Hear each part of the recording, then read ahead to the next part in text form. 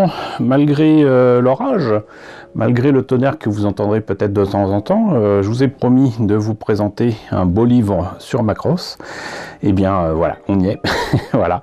C'est un de mes plus anciens artbooks. Il s'agit donc d'un livre, vous l'aurez deviné, concernant le film de Macross. Alors vous le savez, de toute façon, moi je suis un grand fan de robots, mais surtout un grand fan de Macross. Qui aime bien châtie bien, cela dit, mais Macross le film, c'était quand même le Saint Graal à la fin des années 80 pour qui s'intéressait à Robotech et à Macross.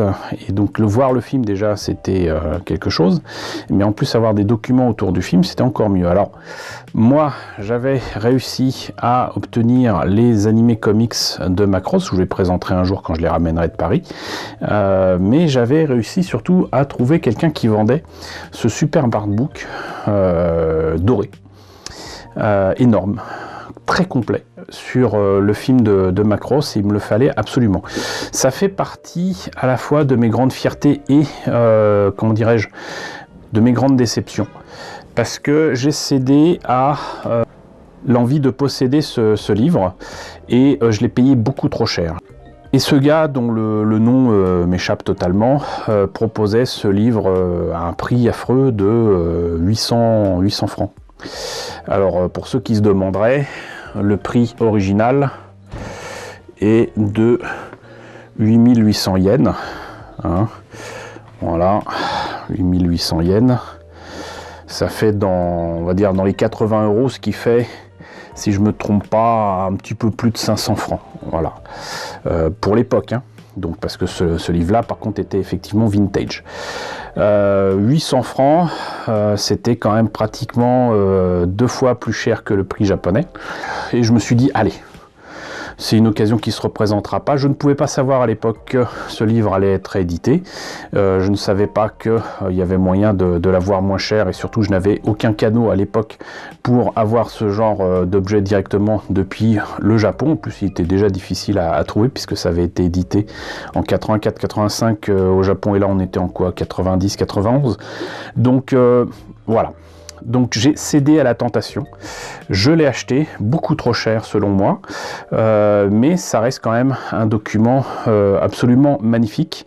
En plus, il était livré avec un très très gros poster, un énorme poster plié malheureusement, mais qui représente en fait le VF1S en Strike Valkyrie, en Fighter, avec tous les détails, et en plus de ça, il est imprimé comme un peu comme un blueprint si vous voulez, sauf qu'au lieu d'être bleu, il est noir, et en plus l'encre qui était utilisée était argentée. Donc l'effet est absolument magnifique. Là je vous mets qu'une image en noir et blanc pour que vous voyez un petit peu ce que c'était, mais imaginez ça donc en inversé, avec à la place du blanc du noir, et à la place du noir de l'argenté. C'était absolument magnifique. Voilà, ça justifie absolument pas les 800 francs que je mettais là-dedans, mais je rappelle que donc j'étais un fan absolu de Macross, je le suis toujours. Voilà, il me fallait ce truc là. Sinon, donc en plus, très très beau bouquin, parce que il est livré dans un fourreau de carton, et l'artbook en lui-même n'est pas doré, mais justement argenté. Voilà. Et ce que je vous propose, c'est de voir à l'intérieur ce que ça donne, et on va mettre un petit peu de temps parce qu'il est énorme. Alors,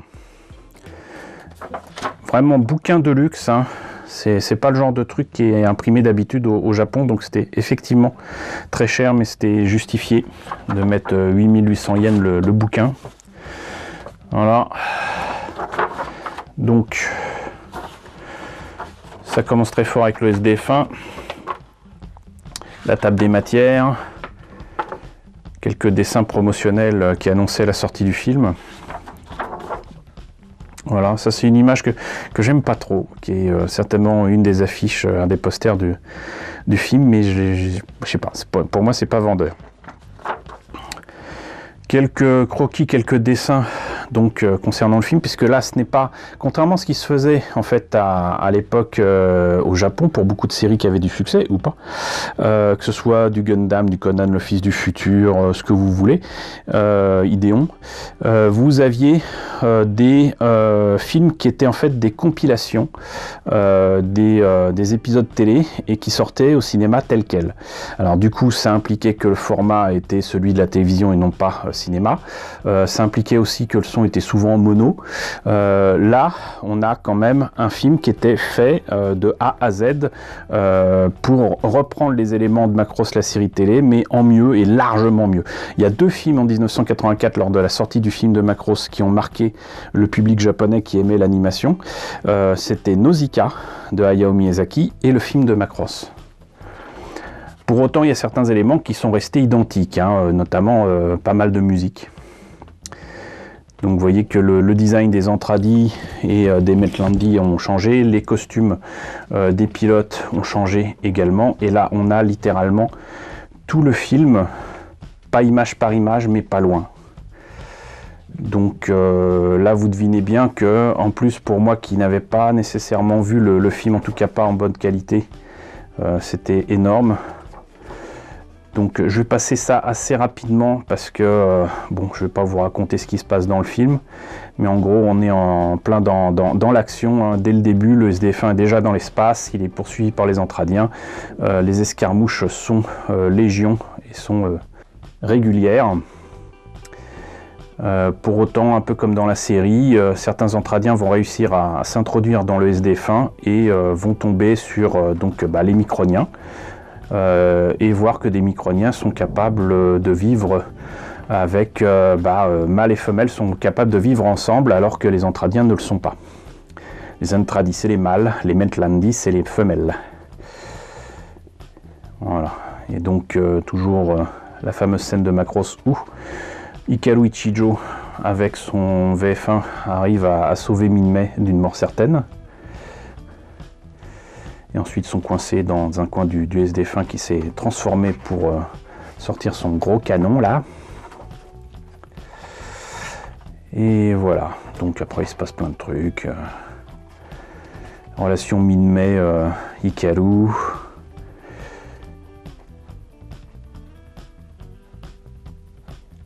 Il veut faire une petite sortie histoire de se la péter. Ils se font capturer par les Entradiens et tant qu'à faire, Misa Ayase et le cousin de Minmay se font attraper aussi. Roy Fokker sort complètement bourré pour aller les sauver, et puis en fait, ils se font capturer. Ils arrivent à s'échapper, parce que les Metlandi attaquent le vaisseau Zentradi. C'est la première apparition de Milia. Là, on a une courte apparition de Kamzin alias Chiron, voilà, qui sera responsable, spoiler, de la mort de Roy Fokker. Voilà. Donc après, on s'échappe. Misa et Hikaru se retrouvent sur une planète étrange, bombardée, et ils ne tardent pas à découvrir que, en fait, à cause de l'épave du Prometheus, je crois, ils se rendent compte qu'en fait ils sont sur Terre. Les Entradiens vont rendre compte à leur grand chef des Microniens et peut-être de la présence de protoculture.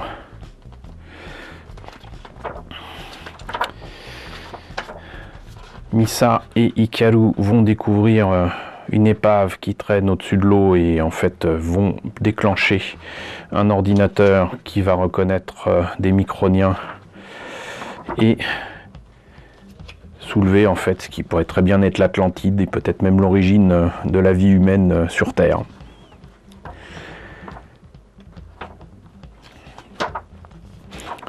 Et alors qu'ils pensent qu'ils sont les derniers survivants, surgit le SDF-1. Et là, ils viennent donner les nouvelles qui ne sont pas très bonnes. Découvrent que Minmay est de retour grâce à une alliance étrange avec les Entradiens. Sauf que les Metlandi font pas partie du deal. Attaque des Metlandi sur le SDF1, rencontre de Milia et de Max.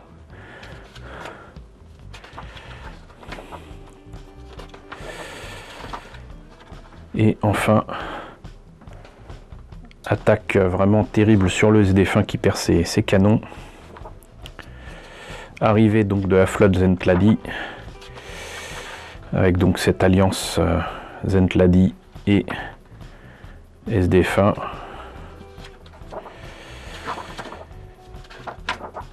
Et pour autant, donc l'alliance ne tient pas. Bodolza, donc le chef suprême des Zentradi, dit bon tout ça c'est dangereux, on va éliminer tout ça.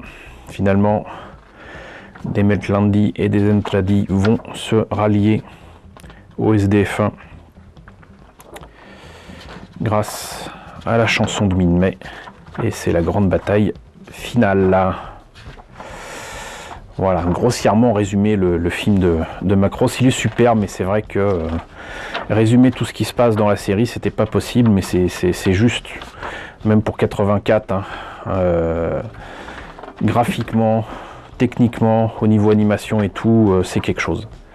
C'est vraiment quelque chose. Voilà, ça sonne vraiment l'apogée de l'animation japonaise de qualité, en tout cas au cinéma. Et c'était vraiment à voir. Donc, fin du film. Après, on a droit au décor et ce qui a inspiré ces décors, notamment des porte-avions.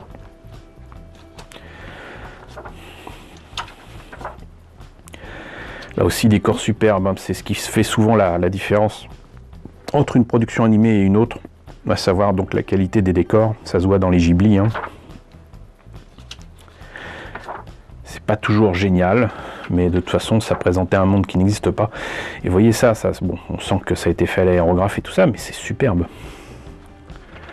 C'est juste superbe.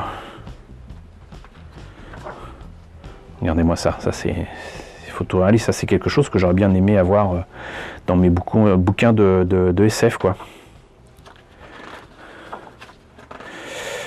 Ensuite, bon, avoir autant de pages couleurs, ça explique aussi le prix. Les artbooks japonais, d'habitude, c'est plus du noir et blanc que de la couleur. Et là, il y a quand même, vous voyez, 244 pages en couleur.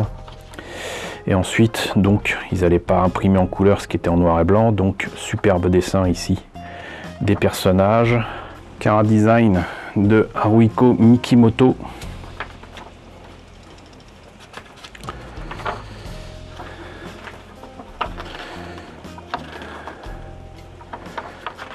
C'est juste magnifique.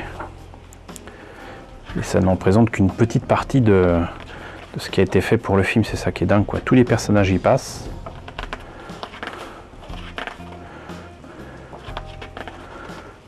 Il n'y a pas que Mikimoto d'ailleurs, je crois. Je sais plus, il y a un autre gars qui a travaillé aussi sur Megazone 23, qui a travaillé sur tout un tas d'OEV des années 80. Il faudra que je vous retrouve le nom, mais bon. Donc les Zentradiens, avec un design très différent de ce qu'on voit dans la série, les Metlandi, ensuite Mechanics of Macross, donc Mecha Design, donc ça c'est du Kazutaka Miyatake, c'est pas du Kawamori. Miyatake qui a travaillé également sur Gunbuster, sur Macross 2, entre autres.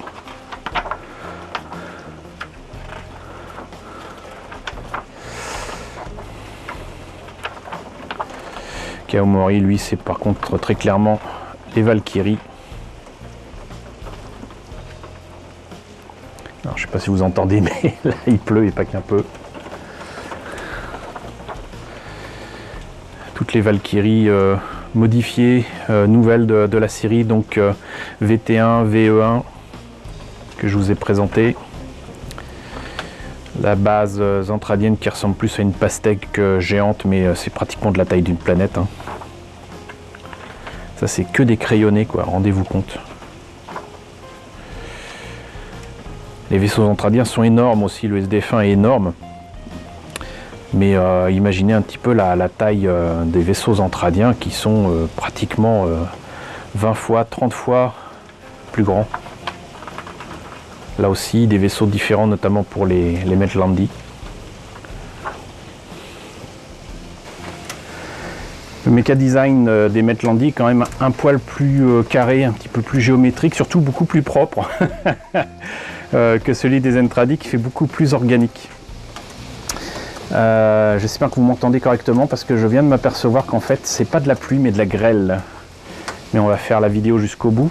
Alors là, les vaisseaux Maitlandy, d'ailleurs je crois que c'est dans ce bouquin là et peut-être d'autres du studio Noué, enfin des bouquins qui représentaient le travail du studio Noué avec notamment les Entertainment Bible, qu'il y avait donc les dessins où on voyait clairement que le SD-Fin était un vaisseau Maitlandy. Voilà, Makuros. Là vous voyez en fait le SD-Fin au départ ressemblait à ça. Et puis il tombe sur Terre, il est remis en état par les Terriens. Ils prennent possession des technologies qu'il y a dedans et arrivent à se barrer de la Terre et à échapper à une mort certaine. Donc l'armure femelle zentradienne, hein, voilà la Power Armor qui n'a guère changé entre la série télé et le film. Là, bah, bon, la cité engloutie, on va dire. Et enfin, donc j'imagine des interviews ou quoi, du texte. Voilà.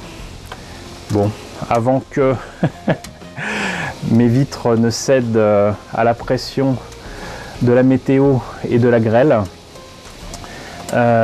j'espère en tout cas que la présentation de ce livre, qui est pour moi une bible autour de Macross le film, vous a intéressé.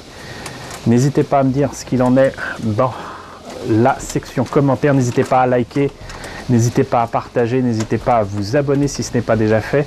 Coucou aux nombreux abonnés qui nous ont rejoints ces derniers temps, bienvenue ici. Coucou aux grands anciens qui me suivent depuis plus de 4 ans. Merci à tous de votre fidélité, merci à tous de votre soutien sur Tipeee et sur Paypal. Surtout prenez soin de vous, restez chez vous, restez confinés, surtout quand il y a de la grêle dehors, hein. Je vous laisse avec la liste des contributeurs de la chaîne et je vous dis donc à très bientôt pour la présentation d'un nouveau bouquin.